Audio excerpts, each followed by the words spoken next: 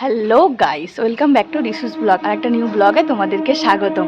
তো আজকে আমি চলে এসেছি বাপের বাড়িতে সকাল সকাল, কারণ আজকে আছে রাখি পূর্ণিমা। তো তোমাদের সকলকে জানাই রাখি পূর্ণিমার অনেক অনেক শুভেচ্ছা আর অভিনন্দন। তো চলো আজকের ব্লগটা এখান থেকে শুরু করলাম। তো দেখতে পাচ্ছ চুলটুল সব ভিজে গেছে, এখানে অনবরত বৃষ্টি হয়েই যাচ্ছে, তাই বাড়ি থেকে ব্লগটা শুরু করতে পারিনি, এইখানে এসেই ব্লগটা শুরু করলাম। তো চলো ব্লগটা দেখতে থাকো। আর এই যে বন্ধুরা, এই দেখতে পাচ্ছ দুজনে মিলে শুয়ে পড়েছে। আর এই যে আমার মেয়ে নাটক করছে, ঘুমায়নি, বুঝতেই পেরেছি, দুজনে মিলে খেলছিল, আমাকে দেখে শুয়ে পড়েছে। ঠিক আছে, ঘুমিয়ে পড়ো, আমরা খাওয়া দাওয়া করে তারপর আসছি। দুজনে মিলে ঘুমাও, ঘুমিয়ে পড়ো।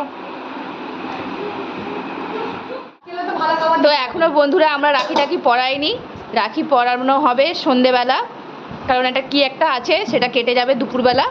তো দুপুরবেলা কেটে যাওয়ার পরে আমরা সন্ধ্যের দিকে রাখিটা পরাবো। আর অনেক কিছুই আছে। আর আমরা আজকে একটু সিম্পল রান্না করেছি দুপুরে, রাত্রিরের মেনু কিন্তু ভালো ভালো আছে।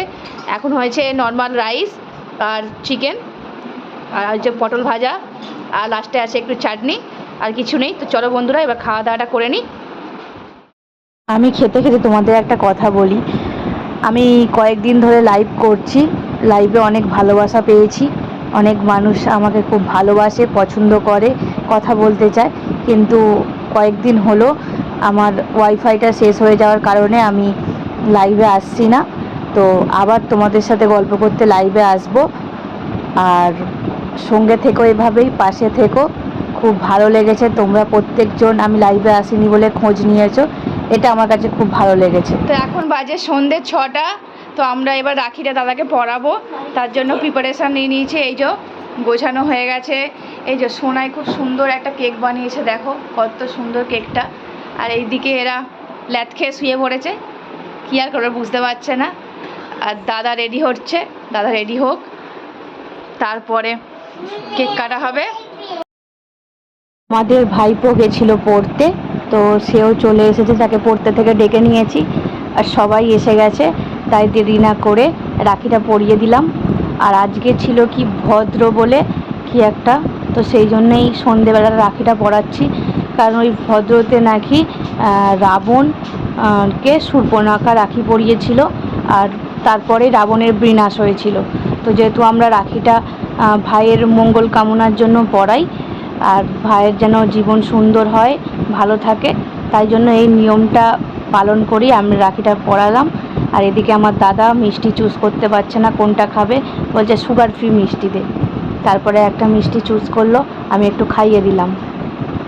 তোমরা অনেকেই হয়তো জানো না যে আমরা দুই বোন, আর আমার এটা দাদা।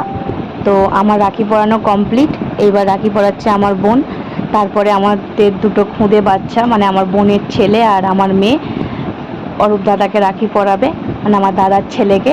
তো ওই জন্য ওরা খুব এক্সাইটেড যে কখন মানে রাখিটা পরানো হবে। তো দাদাকে রাখি পরানো কমপ্লিট, এবার দাদাকে একটু মিষ্টি টিষ্টি খাইয়ে দিক, তারপরে বাচ্চাদের মজাটা দেখব, ওরা রাখি পরানোর সময় কি করে। তোমাদের রাখি পূর্ণিমা এবছর কেমন কাটলো অবশ্যই কমেন্ট বক্সে জানিও। আমার তো ভালোই কেটেছে এবছরের রাখি পূর্ণিমা। প্রত্যেকটা দাদা বোনের ভালোবাসা যেন এইভাবেই অটুট থাকে, কারণ আরজি করের ঘটনাটা আমাদেরকে মর্মান্তিকভাবে যা দেখিয়েছে, আমরা যেভাবে প্রত্যেকটা মানুষ কষ্ট পেয়েছি।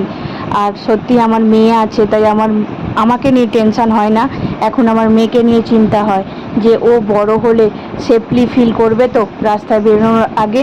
তো তাই জন্য সবার কাছে একটাই আর্জি, সকলকে বোন দিদির চোখে দেখো, যেন আর কোনো মেয়ে এইভাবে মৃত্যুবরণ না হয়। প্রত্যেকটা মায়ের কাছে এটা খুবই কষ্টকর, তার মায়ের বুকটা পুরো খালি হয়ে যায়। তো চলো আজকে এটাই আমরা শপথ নিই, যেন প্রত্যেকটা মা বোন দিদি সবাই সুরক্ষিত থাকে, আর দাদা ভাইরা এইভাবেই মা বোনেদের সুরক্ষিত রাখতে পারে। যেহেতু আমার মেয়ে ছোট, এখনও রাখি বাঁধতে শেখেনি, সেই জন্য ওর ভাইকেও পরালো, আমি বেঁধে দিলাম। আর এবার ওর দাদাকে পরাচ্ছে, আর সেটাও আমিই বেঁধে দিচ্ছি, কারণ ও তো তেমন একটা পারে না।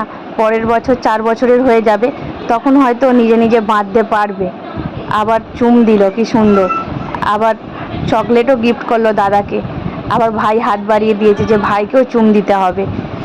কি মিষ্টি সম্পর্ক এদের, দেখলেও খুব ভালো লাগে। তো চলো, আর একটা চমক আছে, সেটা হলো যে সোনাই যে কেকটা বানিয়েছে এবার সেইটা কাটবো, মানে ওরা কাটবে, আমরা জাস্ট দেখবো। আজকে হলো ওদের দিন, ঠিক আছে, তো ওরাই কাটবে। দেখো না কি সুন্দর মিষ্টি খাইয়ে দিচ্ছে সবাইকে, এইগুলো দেখলে সত্যি মনটা জুড়িয়ে যায়।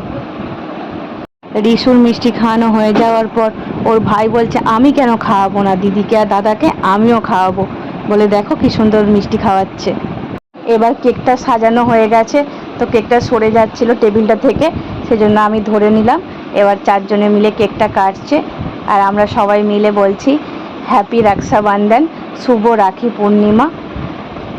খুব মজা হচ্ছে, আর কেকটা সত্যি খুব টেস্টি হয়েছিল, খাওয়ার পরে বুঝেছি। তো সোনাইকে অসংখ্য ধন্যবাদ এত সুন্দর একটা কেক গিফট করার জন্য। তারপর আর কি সবাইকে একটু কেক খাইয়ে দেওয়া হলো। হচ্ছে ফ্রাইড রাইস আর চিলি চিকেন, এই প্রথম আমি চিলি চিকেন বানাচ্ছি, কেমন হবে জানি না। মাংসটা ম্যারিনেট করে রেখে দিচ্ছি, তারপরে সবজি টবজি কাটা হয়ে গেলে করবো।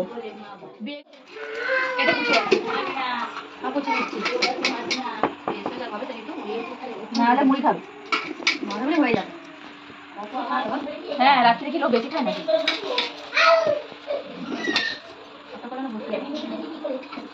ওই যাবে, সবজি আগে পড়বি, বেড়ে যাবে।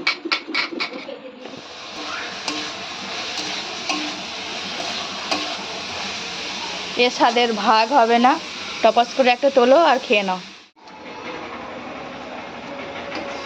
আমাদের রাইস প্রায় রেডি।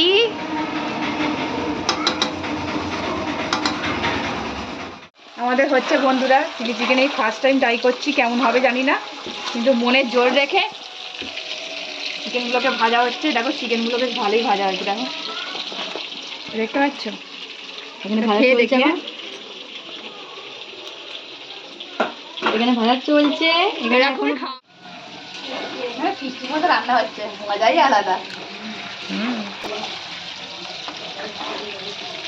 এবার গো টু হোম। হ্যাঁ, যাও ঘর চলে যাও এবার। নাথা দিয়ে আমি নাড়ছি, দেখো এখন আদা রসুন ভাজা হচ্ছে, কেমন হবে ভগবান জানে। এরকম আমরা ক্যাপসিকাম কেটে রেখেছি, এরকম আমার বৌদি পেঁয়াজ দিচ্ছে।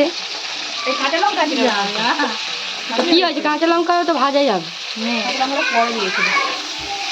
ঠিক আছে, দিয়ে দিবি, সবাই মিলে উঠে পড়া খাওয়া চিলি চিকেনে। আমরা অতনু রান্না, দেখো এখানে আমাদের চিলি চিকেনটা দেখে প্রায় ভাজা হয়ে গেছে, প্রায় ভাজা, পুরোই ভাজা হয়ে গেছে, পুরোই ভাজা হয়ে গেছে, খেতে ইচ্ছে করছে। দেখো খেয়ে নিচ্ছে এক্ষুনি, দেখো আমাদের পেঁয়াজ ভাজা চলছে, হবে পুরো এ হবে না, দাদা 2-3 মিনিট হবে, একটু ব্রাউন হবে হালকা। ওই দেখো রিয়া অধিকারী রান্না করছে, প্রচন্ড পরিমাণে ঘেমে গেছে। চিলি চিকেন মাতে গিয়ে দেখো খেয়ে নিচ্ছে টপ টপ করে। এই তো আমাদের চিলি চিকেন প্রায় রেডি। আমরা মোটামুটি আজকে ফোন দেখেই করেছি, অতনুদার রেসিপি দেখে। তো দেখা যাক, আর একটুখানি কুক করে নিই, তারপরে নামিয়ে দেবো, আমাদের চিলি চিকেন রেডি হয়ে যাবে। একটু তো চেঁকে দেখলাম, বেশ টেস্টফুলি হয়েছে। তো চলো এবার নাবানোর পালা। আমাদের চিলি চিকেন নাবিয়ে নিয়ে চলে এসেছি, আর তার সঙ্গে আছে গরম গরম ফ্রাইড রাইস। তো চলো এবারে জমিয়ে খাওয়া দাওয়া করা যাক। বসে গেছি আমরা রাতের ডিনার করতে। তো চলো বন্ধুরা, রাতের ডিনারটা এবার ঝটপট সেরে ফেলি।